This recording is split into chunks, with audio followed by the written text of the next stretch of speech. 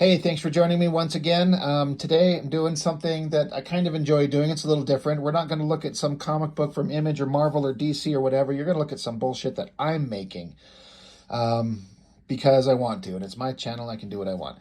So, for those of you who've been watching, you know that I've been working on my own fan comic, He-Man Masters of the Universe fan comic that I've been working on for years.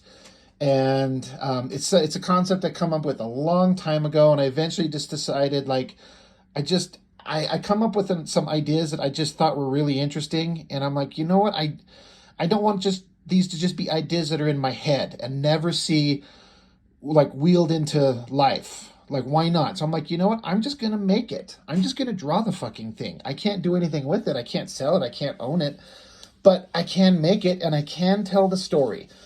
And so I started making it, and my ability to work on it has kind of varied for different reasons over the years. I was working on it, and then I got kind of brought on with some small independent publishers to do some work for them. So I sat this aside and worked for them for a while. Then I get back to it, and then my marriage, when I was with my wife, it started running into problems, and so I set this aside. I didn't draw. I put all my art supplies and drawings. I didn't touch anything for an entire year in an effort to like help save my marriage and focus on that. And once that all kind of ended anyway, and I moved back out on my own, I just started doing nothing but focusing on this. And I've got some pages that I want to share. So I've shown these before, but just to show anybody who's maybe new, like I said, I'm doing a fan comic, and I've got 5 volumes done. This is volume 1. That is volume 2. This is volume 3. I've got 4 and 5. I'll show you them here in a minute, but I just like to show you how thick they are. Like, each one is 80 pages minimum. My most recent one was 120 something pages. These first 3 are kind of a complete story. They kind of tell the main story that I came up with years ago that I just started thinking about because I was a fan of the cartoon, and my brother John hooked me up with some DVDs of the show that I hadn't seen in years and years and years. So I started watching it, and I just started coming up with stories. And so I'm just like, I gotta tell these stories. So the original concept that I come up with is these first 3 volumes. But then the ideas just kept coming. I'm like, well, where am I going to go with these characters? What am I going to do? And those first 3 were done artistically in conjunction with my brother. There's big chunks of them that are drawn by him, and he kind of helped do a couple parts of the story. And it's all good stuff. I think it's good stuff that we did. Books 4 and 5. These right here, these are all me. I have done everything, art, lettering, everything about them. The coloring I've hired out for the covers.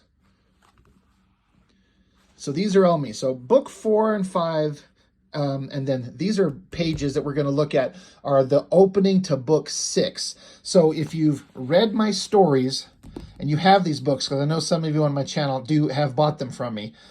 I don't know if you don't want any spoilers for the book. If you want to read it fresh, I mean, don't watch this video. But if you want to just see some of the artwork and a vague idea of where things are going to go, here's an opportunity for a preview.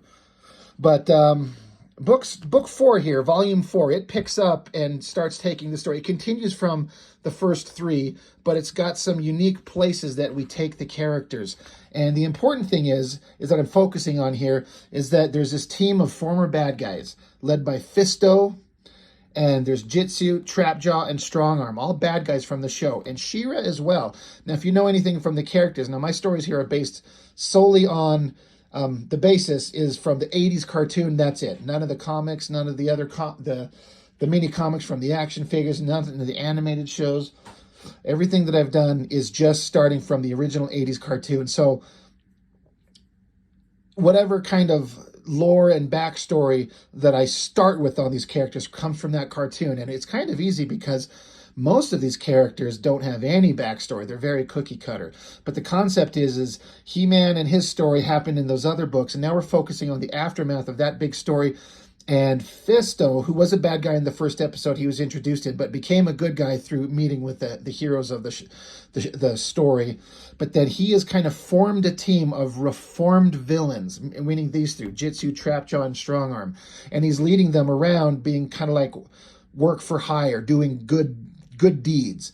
And the trick is can he control these other bad guys? Are they really reformed?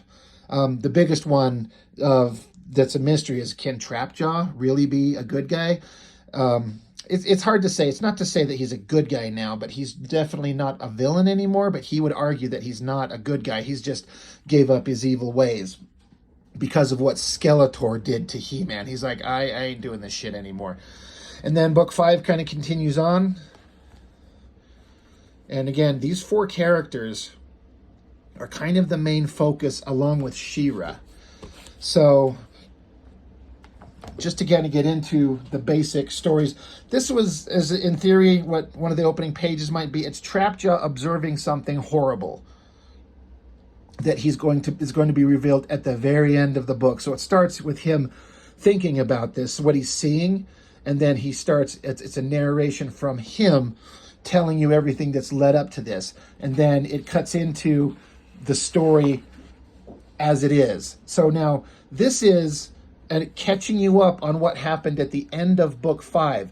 And I can't possibly go over everything. I've reviewed all my other books on my channel. I've kind of gone over them, but I haven't done book 5 yet. But to put it simply, at the end of this book, a villain has made all these monsters from the He-Man lore show up. You've got Colossor, Bakul, the Spirit of Evil, and Mulcrum. These are all monstrous characters that were in the cartoon. Giant, horrible, scary monsters.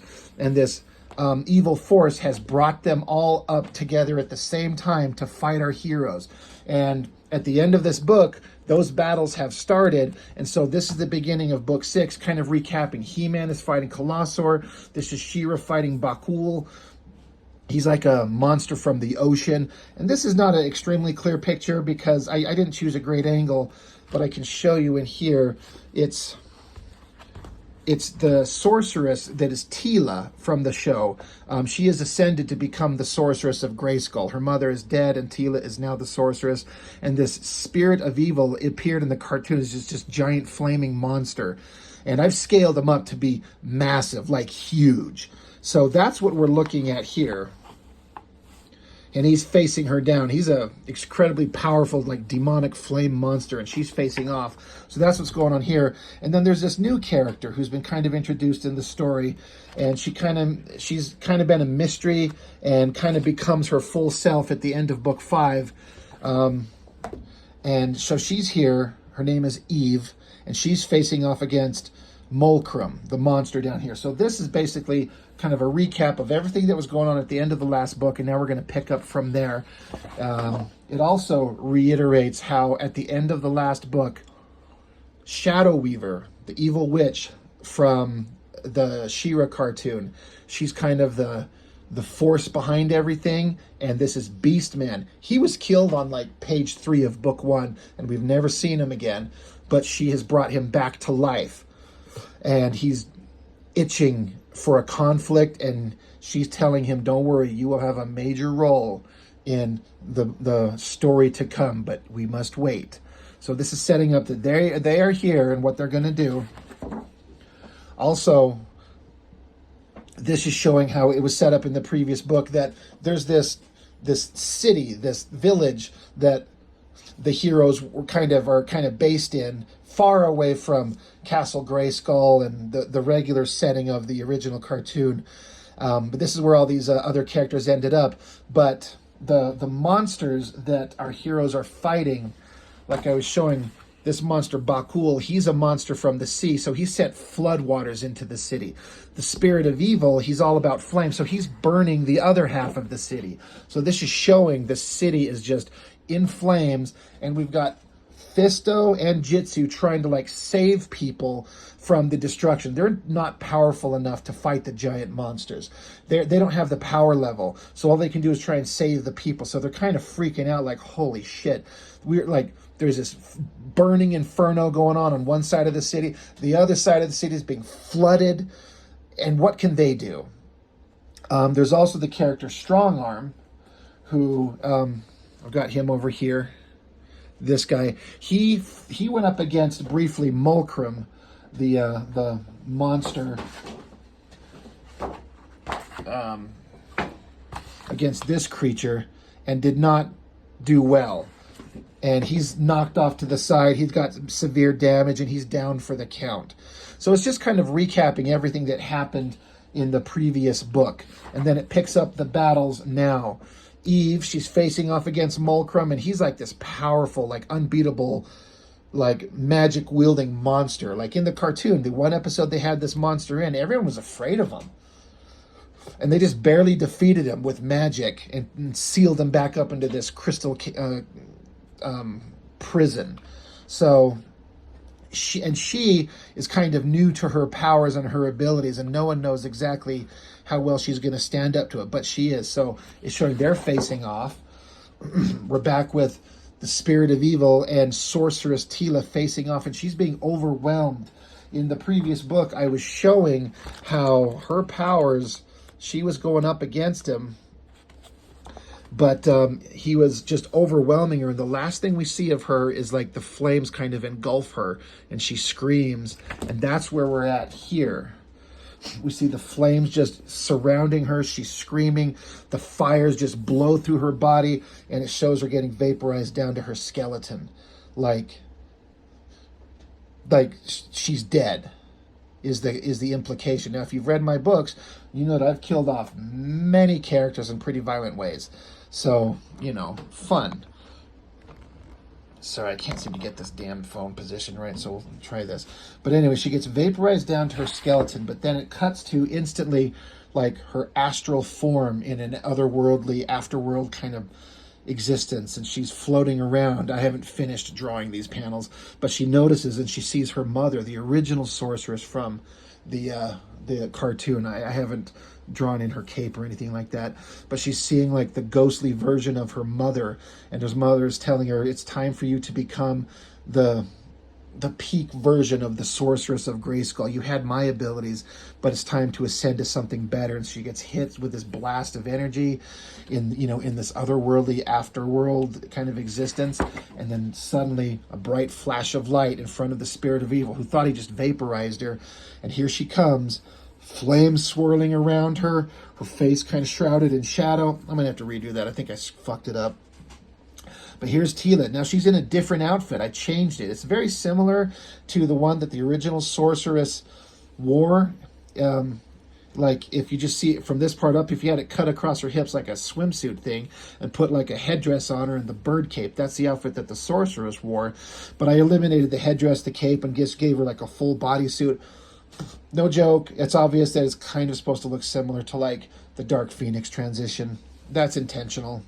But flames are surrounding her, and then she absorbs the spirit of evil. You see him like swooping down into a swirl towards her. She's holding out her hands and gathers him down. He's now just a tiny little flame, and she's just absorbed him down because she's like ascended to a whole new power level.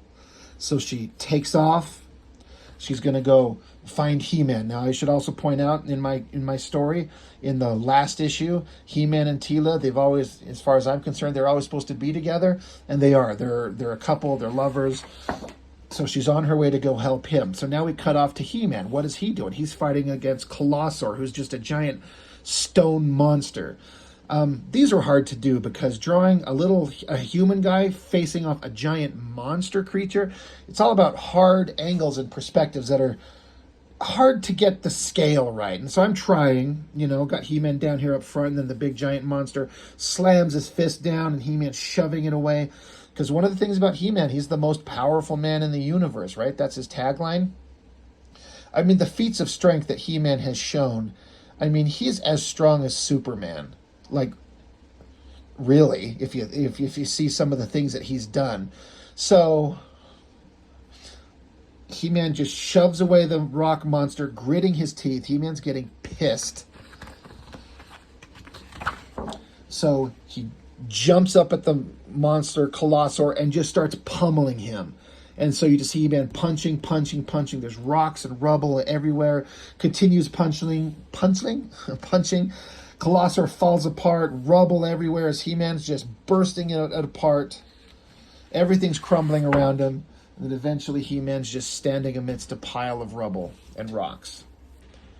Kind of giving pause like he just smashed the thing to nothing. As he's kind of looking over the devastation, here comes Sorceress Tila, like she was flying in to see him, comes up to him and comes down to see him, and he's like, holy shit, you're different. What happened? Like, what the hell happened? So she kind of explains that her battle with the spirit of evil kind of forced her to change, and she's okay, and she's more powerful than ever, and everything's kind of okay, and you know, they've defeated their monsters, so they feel like they're doing all right. So they make out because they're lovers, and they're like, all right, we got to go find She-Ra. We got to make sure she's dealing okay. Now, this was set up previous in the last book. Trapjaw is on his way to help She-Ra. Trapjaw and She-Ra have what I think is an interesting relationship. It started in book 2, continued in 3, 4, and 5, where, again, Trapjaw is part of Fisto's team of reformed villains, but he's got a lot of attitude, and he gives a lot of pushback, and he doesn't trust any of the good guys because he thinks none of the good guys are going to trust him because he's been a villain for so long. He's like, you're never going to trust me. You just think I'm a bad guy. And they're like, well, you were the worst forever, so it's going to take some time to trust you. So these two have had kind of a contentious relationship, but he's on his way to help her. And he knows what part of the problem is. The struggle is that She-Ra's facing off against this monster, but she's holding back because he's not like a elemental god of fire, and he's not some giant stone creature. It's a living being, even if he's a giant evil monster. So she's trying to stop it, but she's not willing to be lethal. So Trapjaw shows up, and my version of Trapjaw, he's upgraded his arm to like a robotic arm that can transform into whatever gadgets he wants. It's not just he swaps them out by hand. So he transforms his arm into like a laser gun, blasts, shoots. And I kind of like this panel with his head and his gun. And off in the distance here, he's just shooting the monster in the face. Because again, it's a giant monster. She-Ra's down here looking on. So it kind of gives the monster pause. So Trapjaw lands down here on the rocks and rubble with her, and he's like, what the hell are you doing? Put this monster down. You've got the strength. She's just as strong as He-Man. She's like Wonder Woman, right? She's got unlimited strength. He's like, put him down. What are you waiting for? She's like, I can't kill this thing. I'm trying to stop him. I'm trying to knock him out or scare him or intimidate him to just send him away. I don't want to kill this thing. Trapjaw points off into the distance. He's like, this monster is from the ocean, and he's sending floodwaters into the city. People are dying. He's like, pull your head out of your fucking ass and put this thing down before more people die. So he's being kind of practical in a real world sense. While he's yelling at her, they kind of look behind him, and the monster, he comes slamming his hand down. So Trapjaw tries to throw up a force field. He's like, She-Ra, get behind me. My force will block it. And She-Ra's like, no, hold on. And then the giant monster's hand slams into Trapjaw's head. And I tried to make it obvious that this is a deadly impact. I got blood coming out of his eyes, nose, his mouth, his jaw is separating. I wanted it to look to where you're like, oh shit. What, Jesus, is this the end of him? You know, cut over to the monster. Bakul is his name. He slams down on the ground on top of both of them, just flattening them. She-Ra punches up and away, rubble flying. The monster kicks himself back. She-Ra looks behind him, and there's Trapjaw, like cratered into the ground. His mechanical arm is shattered, splattered, shredded apart. Blood everywhere. His jaw is disconnected. No one can survive. She looks back. The monster's kind of coming at her again. Her sword, which she lost because they're surrounded by floodwaters, which, I tried to show like there's trees in the distance here, but there's water behind them because he's flooded this forest and she's on some higher ground. So, and when she got caught in the flood and she lost her sword, but now her sword comes flying out of the water because she's called it to her hand, to like, sword to my hand. There it comes, flying to her hand. She's got an angry look on her face. She's pissed as hell. The sword lands in her hand. The monster rears up his hands. He's going to slam down on her again. She takes the sword and does an energy blast and blows a hole straight through the monster, Bakul. And I wanted to imply that it seems obvious. This is putting the monster down. She has done what she did not want to do, but she killed it. So then the monster falls back into the water. Now, I honestly didn't know how to draw like a smoking hole crater in the middle of its chest. I don't feel like this big dark blob was the way to go. So I'm kind of not sure about that. But anyway, the idea is that he's down. He's dead. She-Ra kind of stops in shock. She drops her sword and falls to her knees. She's like, I'm not here to kill. I don't want to kill, but I had to. What the hell else could I have done? But she's upset that she had to do this. He-Man and Tila show up, and He-Man's like, holy shit, sister, are you all right? Is everything okay? You put him down, and she's just kind of silent and just not saying anything. She's like, no, I'm not okay. I am not okay. So they come back over to Trapjaw, sitting in the crater again. I've tried to make sure to emphasize his jaw split, his arm is sparking and destroyed, his helmet is shattered and dented, there's blood everywhere. He-Man's like, holy shit, he's done. Like he's gonna die. And she's like, I don't know, maybe. So she goes down. Now, this is something that was shown in the very first appearance of She-Ra in the cartoon. And I didn't watch the She-Ra show almost at all. I've seen bits and pieces and clips here and there. But my understanding, if I'm right, is that this is a thing that they only showed in the first episode, in her first appearance, and they never showed again. But in that first episode, she had her horse that she rides, and he got mortally wounded. And she had this healing touch. She can go up and touch, and it heals you. Now, what level that healing can do? Can it raise the dead? Can it fix broken bones? It doesn't say. She doesn't even know. So she comes up to Trapjaw, puts her hands on him, and she's like, by the power of Grayskull, for the honor of Grayskull, like, please, like, let this work. Close up on her eyes, they're shut. She's basically praying. She's like, please, gods, like, don't let him die. And so a close-up of Trapjaw's face, his eyes are rolled back into his head, his jaw shattered. He-Man's like, Tila, is this something that's possible? And she's like, I don't know. I don't think so. I don't think she has the ability to do. And suddenly Trapjaw's eyes wide open. He jerks himself awake. Ah, holy shit. He's up. She-Ra even kind of has to recoil for a second, but Trapjaw jerks himself awake. So he kind of resets his jaw back onto his face. He's like, oh, shit. Like, okay, I can talk. He's like, okay. He's like, holy shit. That was a hell of an impact I took. God damn. That was a lot harder than I thought. He's like, it's a good thing I'm so tough. He's like, looks like my shield worked, right? And you're okay, right? And she's like, yeah, I'm okay. So he looks off into the distance and sees the monster finally put down. He's like, okay, good. You finally did it. You finally did what was needed. Thank you.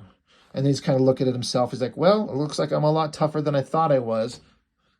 It blew up my arm and I'm hurt and looks like I'm bleeding a bit, but, it's a good thing I came along and helped you, isn't it? And she's like, yeah, it is. She's like, well, there's a lot more to do, guys. Let's go. There's shit to do. Let's get going. We got to go. He's all about business. He's kind of like in a way, my version of Trapjaw, as he's changed his character, and I've given explanations in the previous books to kind of justify why he's kind of the almost noble character he is now. But he's almost kind of like in the movie Aliens, you got Hudson, the whiny guy. Is like, game over, man, game over. When there's no action going on, you're forced to kind of sit around and just kind of wait and can't solve a problem. He's kind of that way. He's kind of whiny. He's confrontational. He's kind of an ass. And he doesn't want to sit around and wait to solve a problem. But once he can see a goal and an objective kind of like Hudson in that movie. Once it's time to go to action, once it's action time, Hudson was very useful. You just had to give him something to focus his mind on, and that's what Trapjaw is. So he's like, come on, guys, there's still shit to do. There's monsters to, all the monsters down? Where are the other bad guys? Where's our other teammates? We got shit to do. So he's like, let's go. So He-Man is standing here with She-Ra and Tila, and He-Man's like, he's dead. He was dead. He was going to die. He was moments away from death. You saved him. He doesn't even know it. Are you going to tell him? She's like, no. He doesn't need to know. He's gone through so much change in the last recent while. He doesn't need to hear that I saved his life and that he almost died and have that on his conscience and just to have that to think about. If he feels like he saved his own life because he's so tough and that helps him I don't need him to know that I did it. I just need to know that he survived because he tried to give his life to save us. And so Tila's like, that's probably a good idea, Maybe it's a good idea to not tell him. She's like, no one tell him anything. And so she was like, come on, let's go. He's right. Because here's Trapjaw walking off, because in the distance is the city. It's on fire. And so He-Man and Tila kind of sit back and just like, there's some definite changes in these characters, or these evil warriors that Trapjaw was. And She-Ra's got a perspective of wanting to help them. And they're kind of like, that's interesting. Their worlds are changing. We cut back to the one last monster, Mulcrum, that's fighting Eve. And he's got his tendrils wrapped around this energy shield that she's got up. We got Fisto and Jitsu. They're ducking behind some rubble. And just from the energy that's just pouring off their battle here, they're ducking out of the way like, holy shit, like they're going to wipe out everything. Like, what the hell is going on? They don't know what to do because, again, they don't have superpowers, really. So they're just like, I guess we'll just duck out of the way and hope that it solves itself. And so I was originally going to have like a page or two of just like combat between Eve and Mulcrum, but I decided to do the splash page where narration is talking about, it's more of a mind war. It's a spiritual war. It's a otherworldly kind of, it's not a physical battle, it's a spiritual battle. And eventually Eve, with a blast of energy, kind of pushes Mulcrum away, and he falls down bleeding out and dead. She ended his life, and so she's standing there. And this is a big deal. Mulcrum's like a horribly powerful evil monster, and everyone's afraid of him. And so Fist and Jitsu are like, holy shit, are you all right? And she's like, yeah, I'm okay. Because was very different in the last issue. She went through this transformation to become this finalized version of who she is. And she's like, I'm finally who I'm always supposed to have been. I am who I'm supposed to be. And in that moment, there's Trapjaw, She-Ra, He-Man, and Tila, and they kind of witnessed that end. And they're like, wow, you've changed from the last time we saw you, and you put Mulcrum down. And they're just kind of having a conversation back and forth about, holy shit, like, that was a big deal. Good job. What kind of power levels do you have? And she kind of takes her helmet off. She's like, I'm not sure. I don't know about myself. So Tila's looking on and just kind of silently thinking about the changes all the characters have gone through. And I've got a panel, obviously I haven't finished here. Fist is coming up to She-Ra and asking her, he's like, are you okay? Because I've been building on kind of like a very close friendship between these two. She-Ra doesn't trust her brother or Tila, but she's kind of learned to confide in and built a very close relationship with Fist, ironically. And he checks on her, and she's like, holy shit, no, I'm not okay. This has been a hell of an experience. So they take a minute. Trapjaw gets one of his little robot droids to bring him a replacement arm. Strong Arm has finally like brought his dumbass back up and joined the group, and they're checking out the damage that he suffered. My version of Strong Arm, who was only ever in one episode, he was just a guy in a suit. But my version that I just decided to make the character my own, he's a robot, and he's a big, strong robot. So they check him out. He's okay. All right. So now it's all 8 of them together. And they're like, all right, we've got to get back. We've got to go make sure that everyone in the city is safe. It's been flooded. It's burning. There's innocent people to go save. We got a job to do. It's time to be heroes. So they all charge off, and we see a picture of the city burning. There's still people running out of there. So it shows that Sorceress Tila, she uses her powers. She flies up into the sky, pulling the floodwaters into the sky and making it rain down onto the fires to put them out, using, the damaging elements against themselves to solve the problem. He-Man and She-Ra are like pushing rubble out of the way to help people that are trapped. You got Jitsu saving people. You got Eve using her powers to move rubble out of the way. Strong Arm is, holding up walls while Trapjaw's pulling another guy out. We got Fist himself. He's off kind of by himself, helping people one-on-one without help of other people, helping this person here. Then he hears some screaming because he's kind of off by himself. He hears some screaming. He comes running up, and there's this couple here, and they're screaming that their baby is trapped in the building, and the walls collapsed around them just barely. They're screaming and freaking out. Their baby's trapped in this burning building. And Fist just looks on. And Fist, again, he's just a human guy. He's got this big metal gauntlet on his hand, and it gives him the ability to have a powerful punch, that can almost match He-Man in a way, but it's just that one thing. He's just a guy otherwise. So he's like, holy shit, there's no one else here. So he charges in, busting through the rubble, the flames, just kind of running into the flaming building. Moments later, He-Man and She-Ra come up, and the same couple, they're still freaking out, and they're like, Fisto went in there, he's trying to save our baby, but he just ran into the flames. So He-Man and She-Ra are like, Jesus, do we follow him in?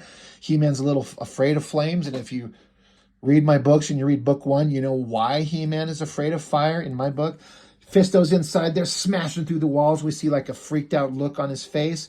Outside, Tila, or rather She-Ra, she's like, that's it, I'm going in after him. I'm not going to wait. Suddenly see Fist hand punch through a bunch of rubble. Boom, smash. And this is the page I was just working on, so it's not finished, but you get the idea. You'll see the faces of She-Ra, He-Man, and the couple whose baby was missing. And out of the fire, there's Fist, and he's got a baby wrapped up in a blanket coming out, and the baby's okay. He saved the child. And so this is the last page. This is the page I was working on just here shortly ago when I decided to make this video on this.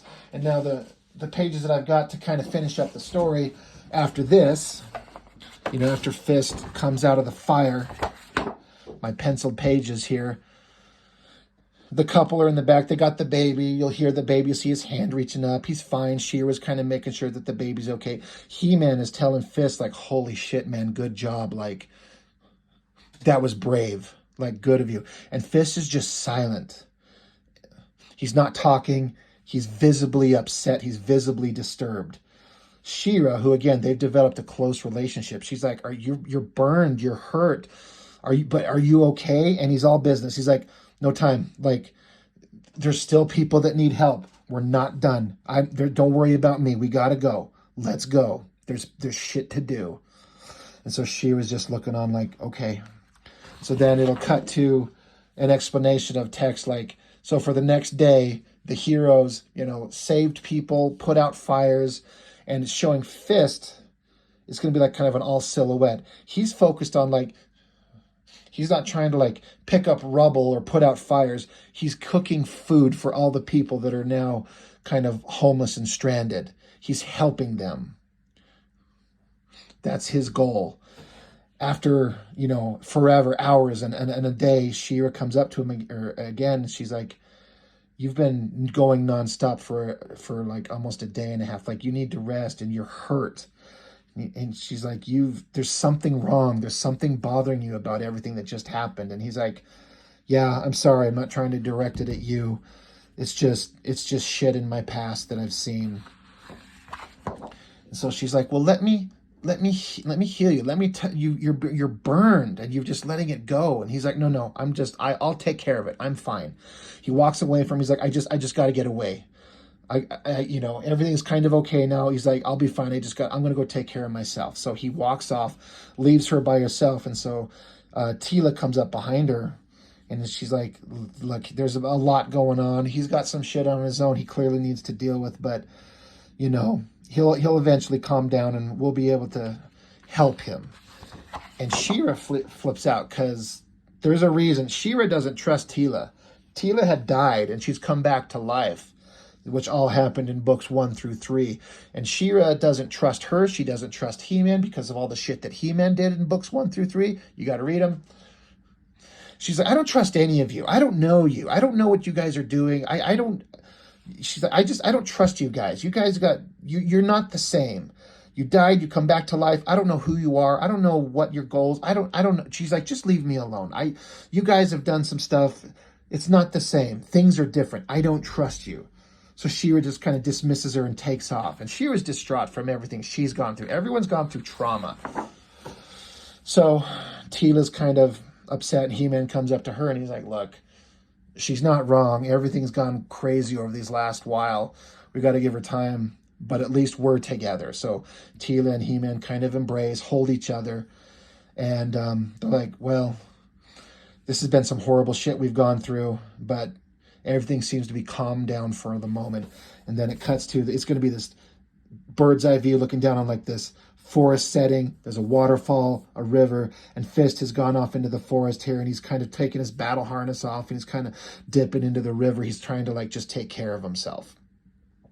So that's everything that I've got drawn so far. I didn't do a page count. I don't know how many pages in total these all are, but this is not even the halfway point. This is maybe a third of the book, maybe only a quarter of the story I've got to tell before I get to the end. But the idea is to do book 6 and to wrap up everything. So I have 6 volumes, and Fist is kind of becoming the focus of the story. He's had moments in books 4 and 5 where you're kind of building up to him and who he is and his relationship with She-Ra, and he's building up to kind of become, I'm trying to build him up to be actually an awesome hero. And there's, awesome, what I think are awesome and fun story points coming up. And but there's worse shit on the way. That is not the culmination of the story by any means. And I've got all kinds of what I think are fun story points on the way, where all the points from books volumes 1 through 5 all come to a head in the end of book 6 in what in my head is a fascinating and fun idea, and we'll see how it turns out. I'm kind of worried that I'm not going to be able to finish book 6 in one volume. There's just too much story to tell, and I'm going to have to split it. But we'll see. Anyway, so I'm at 37 minutes here. I didn't mean for this to go this long. So I don't know if there's anybody interested in sitting here telling you story points from a comic that's not even made yet. But if you've been reading my He-Man fan comics, this is a preview into it. If you haven't read any of it, but now you're getting kind of like a section of the story, and if you like He-Man at all, maybe it's interesting to you. I've got copies of these books. You can hit me up and I can get them to you for a donation to the channel. Donation, because I can't sell them. But if you want to donate to me, I can get them to you if you're interested. No big deal if you're not. But I'm having fun with these. This is the funnest, as a enthusiastic amateur making comics. This is the funnest stuff that I've ever done and the most satisfying story I've ever been able to put together. And I can't wait to finish it and have like a complete story that you can read. Here's my fan fiction of He-Man. And what's funny is He-Man's not even my favorite 80s property. You'd wonder, why the hell am I doing this whole thing if He-Man's not my favorite? It's one of my favorites, but honestly, Transformers is my favorite, and then Thundercats is probably second, and He-Man's right there at third, Voltron after that. But I just started coming up with stories. So I've almost kind of adopted these characters and made them my own and changed them enough in a way that they're different enough that they're almost kind of mine in a way. But it's just a fanfic, and I know that kind of, some people like that idea, and some people think it's like, oh God, it's fan fiction, some dumb shit sitting at home making up his own stories. Well, I mean, some people write it out and some people talk about it, but I am making them. So for what it's worth, I've got a story that you can read, and I'm so close to finishing it. I'm so excited to get book 6 done and have 6 volumes of this stuff to be able to hook people up with and be like, hey, I've got a story I did. I've got comics. Here they are. That's 1 through 5. And soon I'll have book 6 done, and you can read my entire story. And I'm having the time of my life.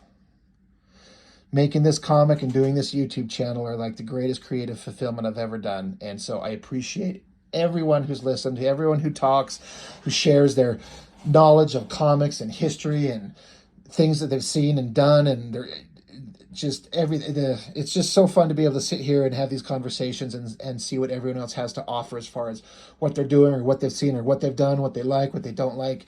So I appreciate it very much. Thank you for listening to this. If you've made it to the end, I appreciate it. And let me know what you think. And that's all I've got for now. So thank you so much for watching. I'll see you on the next one.